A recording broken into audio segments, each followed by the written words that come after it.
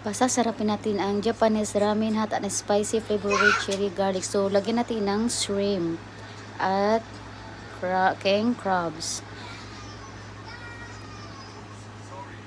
So, ayan yung king crabs natin. At nag-init rin ako ng tubig.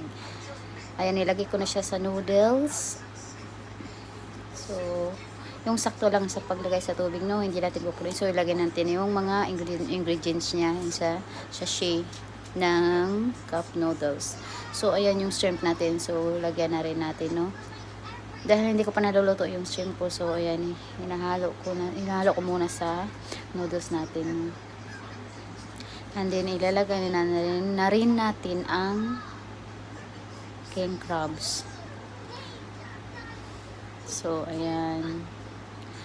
Then, ayan na. So, ngayon, halo-haloin natin, no? Yung water, 2 minutes ko yun ininit. So, then, after ko nilagay yan lahat sa cup noodles, no? So, ininit ko yung cup niya mismo doon sa microwave ng 1 minutes para mainit pa. So, ayan. Yan yung pangalan ng cup noodles niya. Japanese ramen not spicy. So, hindi na siya kailangan ng hot chili dahil may kompleto na siya.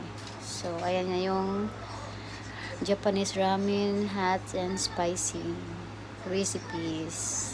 Thank you guys. Bye. Thank you for watching. Subscribe.